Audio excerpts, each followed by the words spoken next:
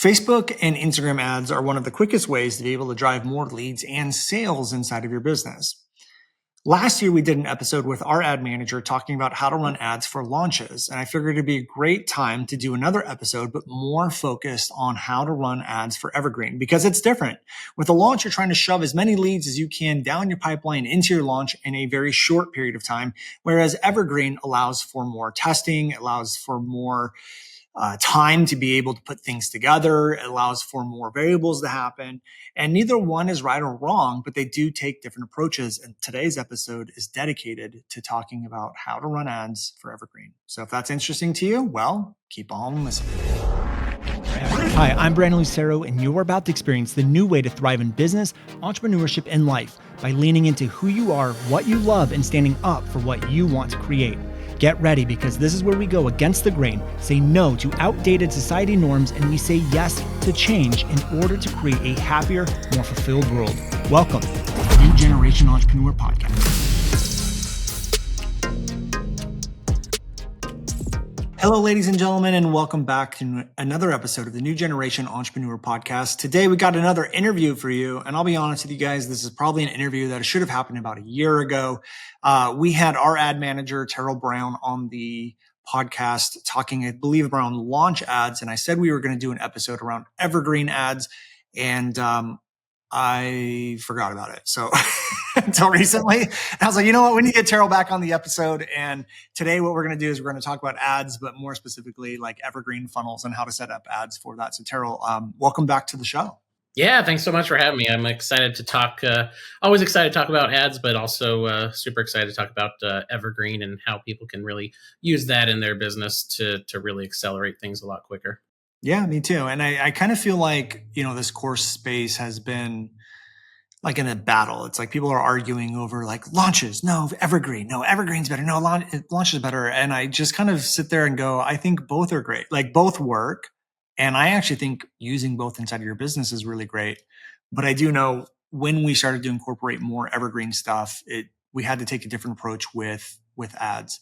So let's start here. For those people who aren't quite sure what Evergreen even really means, what is that? Like, what is it to you, and how do you look at it from like an ads perspective? Yeah, I mean, what it is to me is, it's what the Evergreen word means is that it's just on all the time. And so, to me, it's something that is being run that you could technically leave on forever, and it would just keep on working over and over again. In the most common sense, that's typically either a VSL or a webinar that you're driving traffic to through a lead gen to get people to consume the content, to watch the webinar, and then you have some type of a sales pitch on that, be it a book a call or hey, here's a low ticket offer that goes into, maybe a one-time offer, something like that, that's on the back end of that webinar. And that is something that can just be run all the time. And it's not something that people have to schedule or show up to or be live on. I have dealt with some Evergreens that were live where people are just like, I have one every single Friday and I'm going to do it forever. So there are some that are kind of like that, but it's essentially something that you can just leave on and run regardless of launch schedules, et cetera. Okay. Just as a personal preference, do you have a preference of like running ads more for launches or Evergreen, or does it really not matter for you? So it doesn't really matter to me. But my preference is very dependent upon the client, upon the company, because if there's somebody who is brand new and hasn't really had any conversions, maybe they've had some conversions off of organic, but they haven't had any purchases or anything like that off of a live or off of an ad, then I prefer to start with Evergreen, because it makes it so that we can test things a lot more often. So you could, if this client was super motivated, you could run Evergreen ads to a Evergreen webinar that they change the webinar out every single day. And we're spending hundreds, thousands of dollars every single day to drive leads to it. And then they're testing a new webinar every day to find out, okay, what is going to convert. Whereas if you're doing a 30, 60, 90-day launch, you don't know until you do that launch and you've spent all that time and money and effort for 30, 60, 90 days leading up to it. And then what if it's a dud? Then you don't know. And so it's the perfect testing playground for a company who hasn't really seen massive success from ads. It makes it so you can test things a lot quicker and make changes a lot quicker. Yeah, that makes a lot of sense. And I, we've also have experienced sort of what you're talking about, which is why I love having Evergreen and launching. Because when you have a bad launch, again, you don't know until it's too late. Like by the time you realize, man, the sales aren't going to come in, there's not really much you can do. Like the time for converting and creating demand has already passed. And what's great about having sort of an evergreen process set up is, yeah, like you were saying, it can help you test things and make your launches even better. But it's also like, in case the launch doesn't go well, you have an evergreen process set up. It's like you just kick right into that and start producing leads and sales and that sort of thing. Now, there's so many different ways to build out an evergreen funnel. Like you said, you could do low ticket to something else. You could do opt into a free automated webinar. You could do lead magnets to book a call. There's so many different ways to look at it. But what would you say is the major difference between evergreen ads and launch ads? Like for me, I think the biggest difference is how you run them, because with launches, you're trying to shove as many leads in a certain amount of time down the pipeline, whereas evergreen, you don't have to do that. But what are the major differences when you were like running or creating ads for launches versus evergreen? Yeah, I think it's really the biggest difference for me is a lot of in the communication back and forth, because typically if we're doing a launch, it's all about generating the numbers, getting the lead count up, building that email list, building that launch list, and doing it at a price that makes sense, and then scaling that ad spend the closer we get to it. We went through all that on the last podcast. For Evergreen, it's a lot of daily or every other day communication with, seeing how the booked calls are going. So if we and the setup is a little different across each goal. And so, you have companies who go through a book a call sales process. And that's one way to get the purchase. And then you have others who just have a straight to purchase conversion from that webinar process, which people, if they can get that to convert, love, because that just removes the process of sales calls out of it, which, sales calls are always a tough thing depending on the time of year, especially. And so they're kind of set up in different ways, but kind of a lot of the structure is very similar. It's just kind of the conversion goals that you're targeting. And so the biggest difference is really in the actual setup of the campaigns and how everything kind of flows together. Where when we do a launch, like when we talked about doing that, we had things that we had the engagement videos that kind of start the process, and then we lead into another lead gen piece, and then we have a free downloadable, that's a really easy like PDF that people can download. And then you have people opting in for the video series. And then you have the book a call ads that happen after the video series. And then you have the cart open and cart close ads. So you have all of those going in all different times. Whereas with Evergreen, you kind of have everything running at the same time and supporting each other in different ways through the remarketing funnel that you have going. But you're also counting on each one of those pieces supporting the other, with the end goal of getting to them spending money with you. Right. Okay. So let me see if I can break this down in a way that you let me know if this makes sense. Where like what I think you hear you saying is that with launches, you might have very similar ads as you would in Evergreen, but the way they're run is they're run in phases. So it's like we have an engagement phase to build an audience, and we have the lead and opt-in phase, and then we have like the going live phase, and then we have the cart open and the cart close phase. So they're all running in phases, whereas in Evergreen, you might have those phases, but they're all running at the same time. But a user is going to experience when they trigger that, like they're going to, of course, they're going to experience the opt-in first, but then once they opt in, that's going to trigger maybe a testimonial or like a social proof or whatever the next step is, like buy this thing or whatever. So it's like trigger based versus phases. Is that an okay way of saying it, you think? Exactly. Yeah, yeah. Um, and a lot of what people talk about is like the problem we have with targeting on Facebook, for instance, and being super specific about that.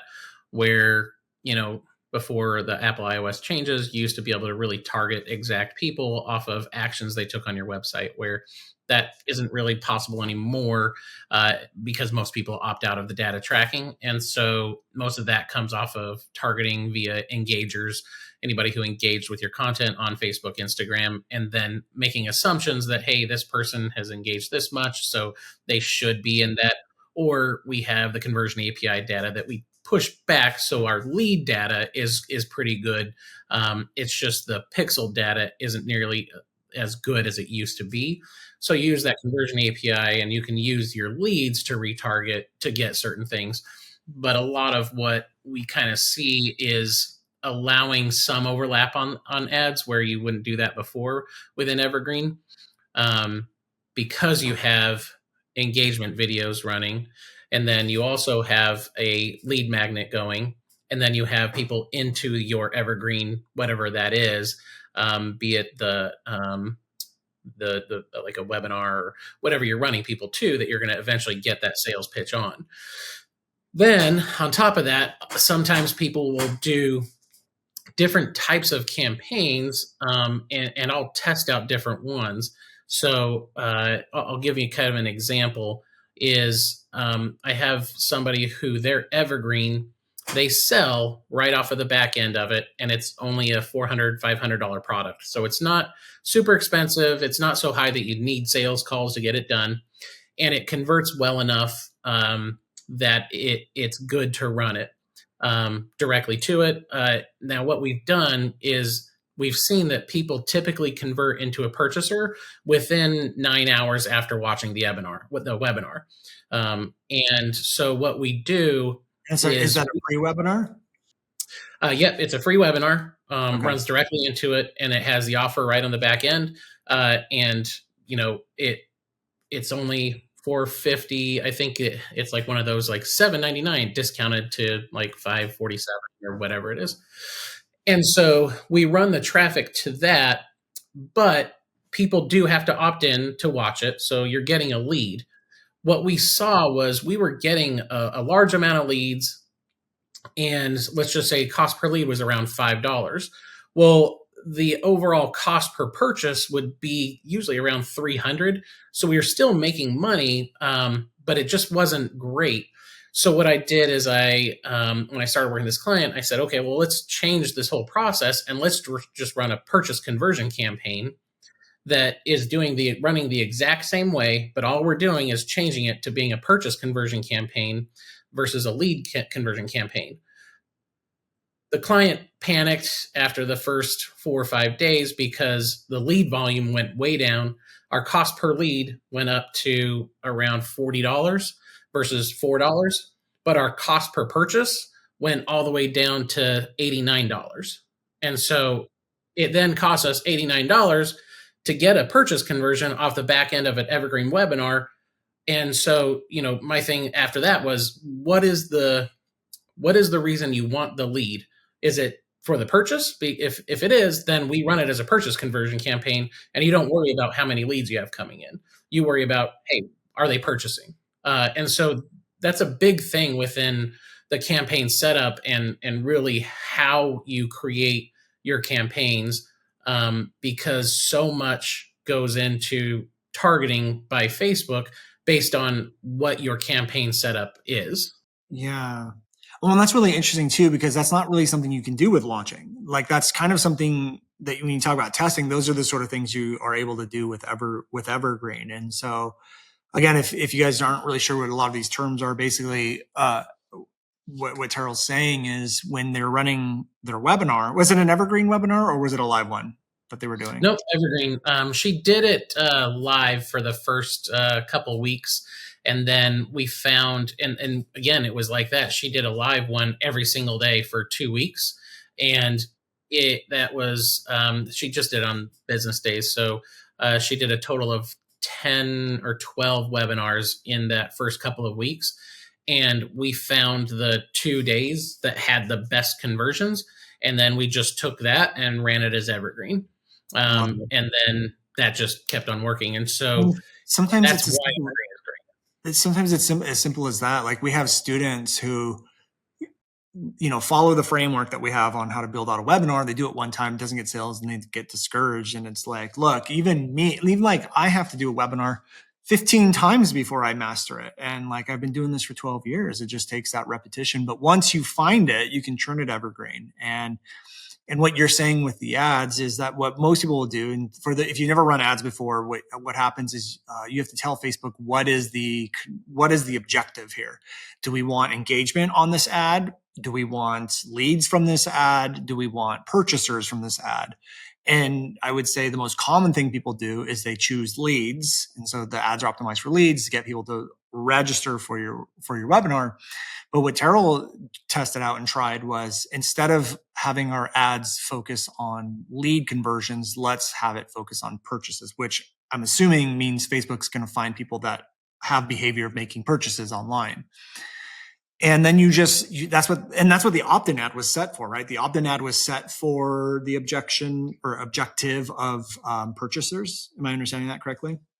Yeah, the new campaign was set up at the campaign level as a purchase conversion campaign, almost in the same setup as if you were an e-commerce company and you're trying to sell something, a physical item on a website. You set it up as a purchase conversion campaign, so that, yeah, that's really what it does, is then it looks for people that have a purchase behavior where they've bought something online in the past certain amount of time. They're people who tend to spend more money. They are fine shopping online. They're fine giving up their credit card. It's not an issue.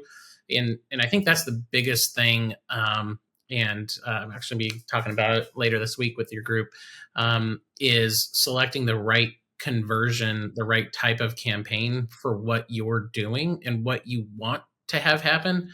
Because all Facebook is set up to do is generate the cheapest cost per thing you want done, no matter what. So if you want traffic to your website, you can set up a traffic campaign and you'll have a massive amount of traffic to your website. Nobody's going to do anything. That they're just clicking on ads. Like, it's literally just junk traffic. But you're going to get cheap traffic. Like, Facebook will do it. Hey, there you go. And people get so excited when they run a traffic campaign and they're like, man, I had 10,000 people at my website and it cost me $100. All right, well, so how many sales did you make? Nothing. How many leads did you get? Nobody filled anything out. Okay, well, yeah, that's the reason why you set up the campaign wrong. And so whatever you want out of it, set up the campaign to target that thing. Now, when we're doing something like leads, a lead gen campaign, it's almost impossible to do anything else for it, except for in that situation that I just had, where we were seeing, if you have people that are purchasing off the back end of your webinar product within a 24-hour period, you can run a purchase conversion campaign, even if that first purchase is $7. Like, hey, great, let's just run a purchase conversion campaign and know that the cost per lead is going to be high, but we're just trying to get somebody to spend money with us. It might cost you $70 to get somebody to spend $7, but the goal with that $7 purchase would be, okay, we now got that person spending some money with us. Now let's get them on a phone call and find out how we can really help them. And then that's when you sell your higher ticket offer. It's just finding the thing to start with that makes the most sense, which almost is always leads in our world. So you can work to hack that process a little bit, to do a little bit of what Facebook does with a purchase conversion campaign, but using a lead conversion campaign. So what we do a lot when we're running ads, like for Brandon's launches, is we layer specific targeting into our targeting. And so we may be targeting online coaches, course creators, people who have online businesses.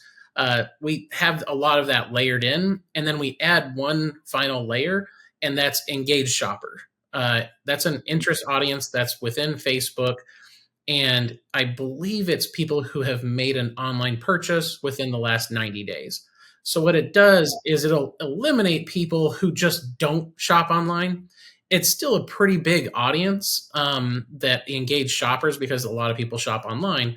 But what you'll do is you'll cut out 30% of the people so that the leads you get, okay, they have spent money online.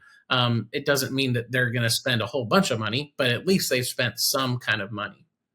The last layer that we can do, that we sometimes do, is there's a target, and this is very US specific. So this isn't for people who are targeting Canada or United Kingdom, Australia, etc. But there's one that is the percentage of income zip code wise. So you can target the top 5%, the top 10%, the top 25% income by zip code. So it takes tax data and then layers it with zip codes out there. So it's publicly known data. And then it says, okay, these are the top 5% earning income zip codes in the country. And then you can layer those in. So then you're targeting at least zip codes that have people who are earning enough money to have disposable income to buy your product. Okay. So part of what you just said, Terrell, I didn't even know we were doing, which is really cool. It was like a nice little takeaway. I didn't know that we were layering with engaged shoppers, which is really, really smart. So if you're listening to the podcast, maybe give that a shot if you know how to do that. What I think is really interesting too, and what I really like is, and what I keep picking up on, is the amount of, I think the biggest difference between launching an Evergreen is the amount of testing you can do, because it's always running, because it's always a funnel going, and because you're constantly collecting data. You can make small changes or build another funnel this way that has these small changes in it, and allows you to really fine tune what's going on. Where I think launching and launch ads, it really feels like, let's just shove as many eyeballs through this thing and as we can, and within our budget in this short period of time. And it doesn't really allow for a lot of testing, I don't think. And so with Evergreen, it kind of feels like we get a lot more of that testing. I love the idea of running purchasers. I wanted to ask a question about that, actually. If I heard you right, the cost per lead was, when you did this with one of your clients, the cost per lead shot from $4 to 40, which I can understand why, the business owner's freaking out. It makes sense. I understand the freak out because it's 10 times the cost. But you said that it was costing you $89 to acquire the customer. Does that mean every 2 leads or 2 or 3 leads, there was a purchaser coming in? Yeah, so the numbers are a little off at the point of the $89. So by the time we kind of got it dialed in after 3 weeks, that cost per lead came down to about $24 to $25, and then it had come down to about $89 on the cost per purchase. So I think her conversion rate was still like 1 in 4 or 5 people, but That's very insane. high. Like, that's insane. That's just 25% conversion rate. That's so nuts. But what's also really funny, I'm gonna get a little geeky here. What's also really funny, because we were talking before, like the episode, how important data is inside of this business. It's a little tricky, because you could sit there and say, hey, my webinar is converting at 25%. And you could, like, here's my program, and my program on how to create webinars that convert at 25%. But it's like, it wasn't really the webinar. It was more of like, we're only letting in the best quality traffic. Exactly, because you're adjusting it to target the people who have the shopping behavior within a group of people that really need this product.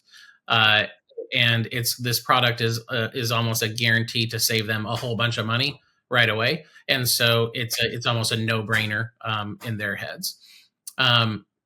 We also do it for somebody who has a really high take rate on a one-time offer on the back end of their Evergreen, and so we run a purchase conversion campaign for that one, and then we essentially get people. So like our cost, I was just looking it up on my other computer here. Our cost per purchase on that one is $50, and her OTO is like $7 or $8. But then she has these bump offers and that are like kind of irresistible. It's like, oh, a Canva template thing.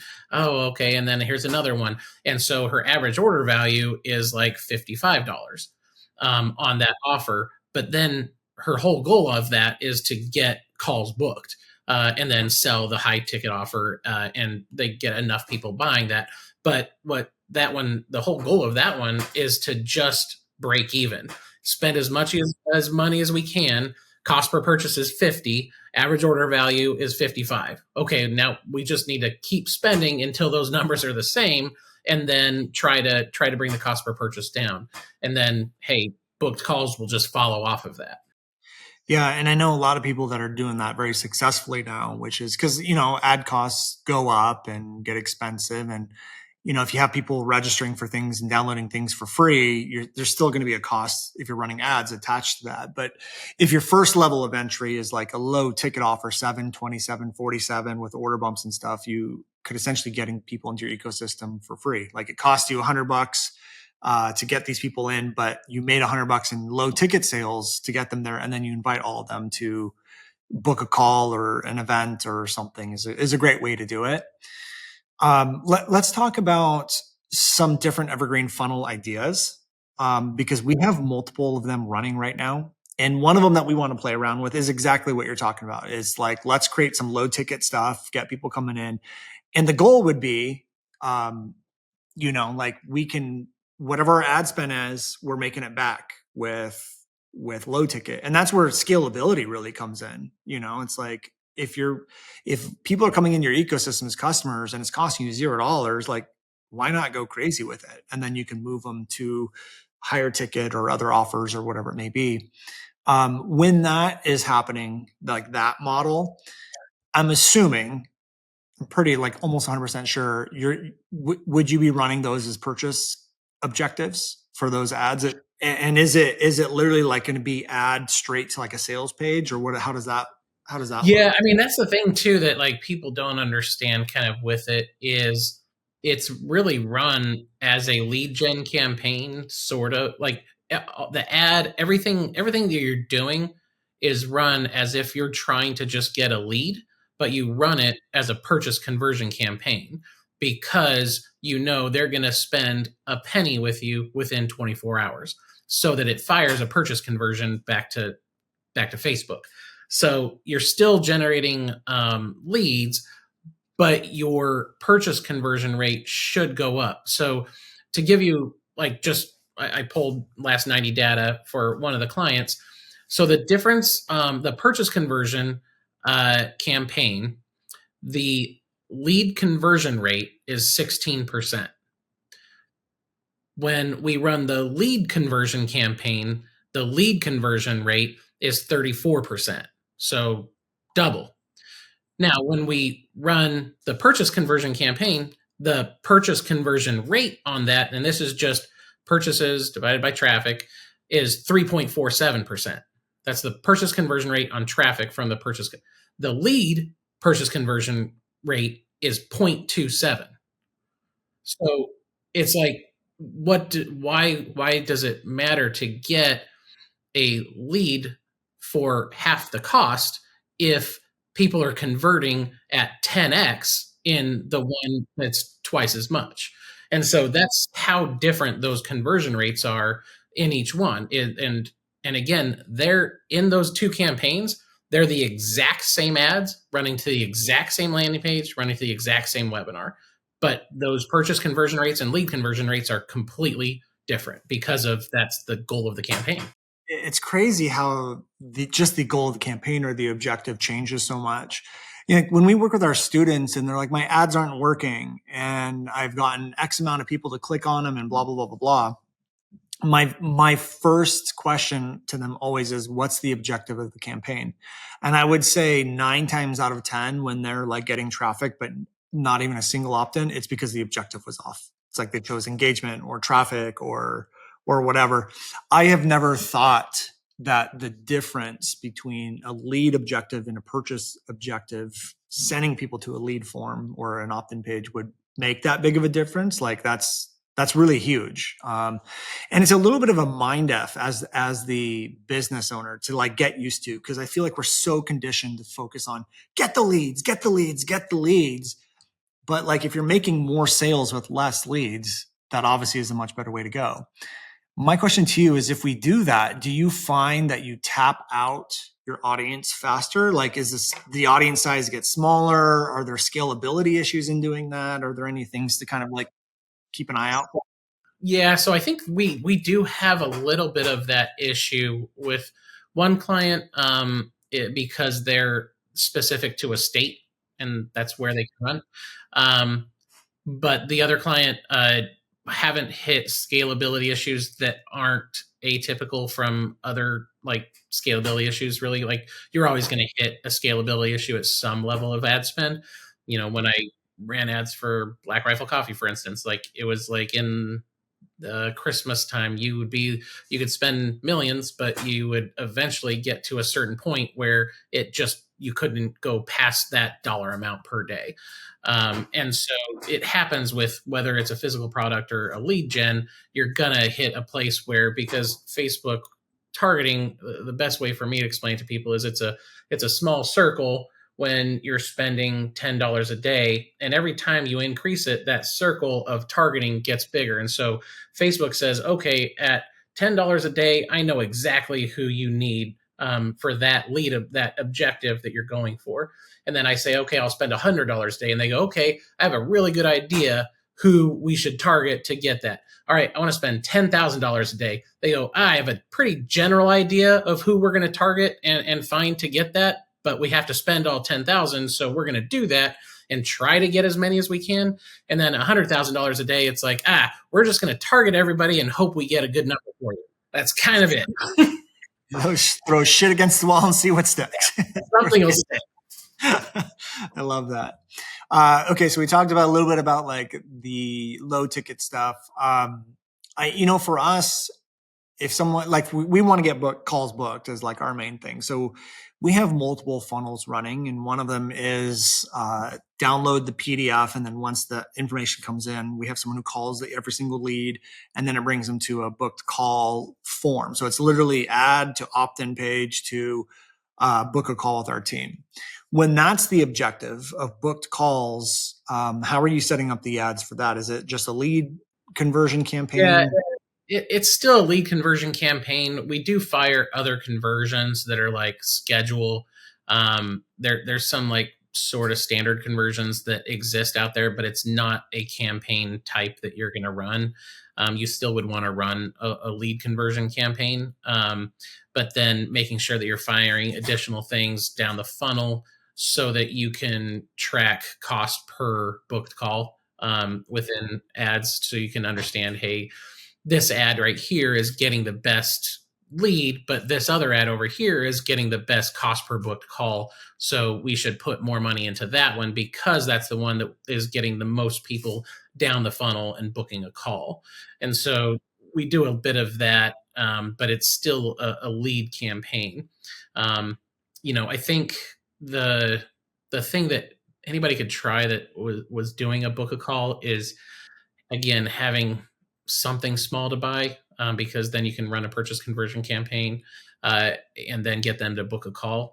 And the benefit of that is always, and we've seen this, like if you've spent a penny with somebody, you're like 250% times more likely to spend $10,000 with that person than the person who didn't spend a penny. And so getting somebody to spend something with you before booking a call, it also increases the show up rate to that call, because now they feel like they're invested and they'll actually show up for the call. Yeah, it seems to improve all numbers everywhere around.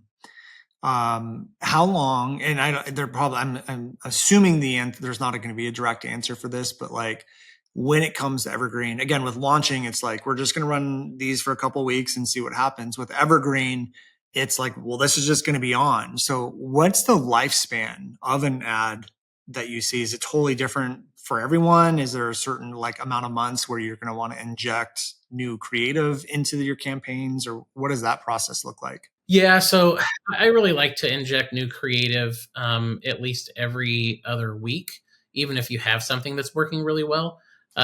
Things will hit ad fatigue and will just kind of sort of start dying off.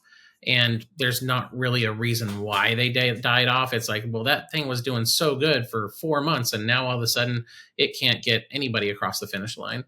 Um, Sometimes what I'll do with those is if I had a piece of winning creative, so a nice video that had done well, I'll take that one, duplicate it, and then I'll just change the headline, change the ad copy. A lot of times I'll do something like very timely. And so when we do those timely ones, you just have to keep an eye on when that timeliness runs out. Like we had one where it was like, the end of summer's here, time to da da da. And then it's like, yeah, you can kind of run an end of the summers here for about 3 or 4 weeks until people are like, yeah, end of summer was a month ago. Like, why are we talking about it? And Right. so it's the same thing with what we're coming up on, which is Q4. And there's so much good to talk about when it comes to Q4. The best time, and, I mean, whenever people listen to this, but the best time I think for people in the lead gen, course creator space, a bunch of different spaces, fitness space, et cetera, is coming up right after Christmas. And, from the 26th till about January 14th, January 20th, there's a window of time where people are willing to spend on self improvement. And that self improvement could be that you had that course you promised yourself you were going to finish, the funnels that you were going to finish, and you just need help getting over the finish line, uh, all those different things. And so when you weave that copy into it and like, hey, that don't let another year go by without completing your goals, book a call now and we'll get you there. All that different type of talk will match up with any creative. And I think that's the big thing that I've seen as far as creative goes, is so many people focus really hardcore on having a piece of creative that's very specific to the thing that people are doing after that. And it should be in line with your business, but it doesn't have to be. So like one of the clients I run, um, she just does like random skits and like random reels, and then whatever one did the best in the last 14 days organically, we just take and we swap in to any one of the lead gen things that we have. And then the ad copy and the headline sell what that lead gen piece is. But the creative is just something that is like, oh, this person's in blank space and is talking about this thing. Oh, let me go and join this. So it'll be like, POV, you found the perfect coach that blah, blah, blah, whatever. And it has a cat drinking milk or something. And then it's like, okay, you are going to click on it because it's in your space. Uh, and so I think that's the other point, is understanding that when you're doing organic, you're kind of doing that same thing that you're doing with Evergreen, where you're testing things every day and getting data to then inform what to do on the ad side. And so I think that's the best thing to keep in mind. I love that. And I don't think enough people really do what you just said. I don't think they understand the importance of that. Like what you, and what that is testing out what's going to work inside of your content, or paying attention to what's working organically inside of your content, and then bring that to the ads. Like I tell people all the time, like if you want to find the best webinar topic, just look at your most downloaded podcast episode or the topic of your content that gets the most clicks. And that's probably a good indicator that that's what people want. So just do that. So I love that she takes her reels, takes the most popular one, just swaps it out every once in a while. Such an easy way. It's already happening. It's already done. Such an easy way to test out some ads. And that's the thing too that I've realized over the last years, is you just really never know what's going to work. And, if you guys do have something that is working, it's just it's just going to take time until it's just a countdown, basically, until it's not going to work. And so I love Terrell's advice of just being able to inject new creative even when things are working, so you don't find yourself in a spot where you're like, oh crap, this isn't working now, and now you're scrambling to try to fix it. You're always just injecting and trying new things, because you never really know what's going to work at the end of the day. So I love that. And I love the objectives and stuff too. Yeah, it's great. I mean, and just dovetailing off of that, it's literally at the level of like we have in one one reel that did well, and we have it running on the webinar campaign, we have it running on the lead magnet campaign, and we have it running on the engagement campaign because it does so well on each one, and it drives the leads, and then it drives the Evergreen webinar registrations, and it does amazing. We just swap out headline on the lead magnet, download your free PDF today, and then add copy talking about the PDF they're downloading. And then the Evergreen webinar, we're talking about the webinar. It's a 3-day live webinar, da da da. And the live webinar isn't a live webinar. It's live that it was recorded live, but that's about it. And so it's really the exact same video and creative, just swapped into 3 different places. I love it. I love it. Well, Terrell, I appreciate you being here today, sharing your wisdom with us. I didn't even ask you beforehand if you're looking for clients, but I'm assuming if anyone's listening to work with Terrell, you're not going to say no. Yeah. So if people want to work with you, or I know you got some freebies and stuff too, but if they want to learn more about you, work with you, and I know you got something for them, where can they do all that? Yeah, they can always reach out via email. I'm sure they can put it in the notes, but terrell@ecomandcoffee.com. Ecomandcoffee.com is the website. And in the header there's some free calculators. I have a course creator calculator. Essentially what it does is you can go through it. You can plug in your course price, your ad spend, your CPMs, click-through rates, conversion rates. You plug all that in, and then it tells you if you have a business that can work running ads or if it can't work. So it's really nice to be able to kind of plug in. It also has some industry standards for some of those numbers. So if you don't really know what your number is yet because you haven't done it, you can plug in some industry standards and see what you can do once you get started. And then I also have a new one on there. It's an AI copy generator, but it's a nice little tool that if you're kind of stuck on how to create some ad copy or some headlines, it uses emotional motivators from either reviews that you've had or just generic emotional motivators that you plug your information into, and then it'll create ad copy for the thing that you're trying to drive traffic to. And it has the instructions in there, and it's real nice just to kind of get, AI is something that it just use with care, check everything, create it. I use it more as like just a idea generator. If I hit a block and then it spits some things out, and I'll pick 1 out of 10 and then work with that and make some edits to it. So yeah, just go ahead and hop on there. And yeah, I have some room for some clients here at the end of the year. So if anybody's interested, they can reach out via email or reach out to your team, and happy to get in touch. Cool. Yeah. Always make sure you double check the AI stuff. I always say AI works 80%, like 80% of the time. 80% of the time, it works every time. And so always double check it, but it's great. So if you guys want to work with Terrell, you want to download any of those calculators that he has, which are, honestly, is one of the most important things you can do is understanding the numbers of your business and ads and how they play together, or using the AI copy for some ideas and stuff like that. Head over there. Ecom and Coffee. Is that ecom with 1 M or 2? 2 M's. Ecomandcoffee.com. Yeah. Cool. And don't be fooled by the name. Terrell works primarily with course creators, coaches, people just like you, and does ecom. So he's well versed in everything. So head over to ecomandcoffee.com. And again, Terrell, thank you so much for being here. Appreciate it, man. Yeah, it's my pleasure. Thanks for having me. Of course. All right, guys, head over there, learn more about Terrell, contact him, and we'll see you all next week for another episode. Take care, everyone. Talk to you soon. Hey guys, thank you so much for checking out another episode of the New Generation Entrepreneur Podcast. If you enjoyed this episode, go below, hit the subscribe button, and make sure you click on that bell icon and get notified every time we drop a new episode. Now, if you're looking for the show notes, we have them linked underneath this video, as well as our social media handles and some links to free training and offers that we drop from time to time to help you guys even further. So go check those out if you're interested, and thank you so much for tuning in to the New Generation Entrepreneur Podcast.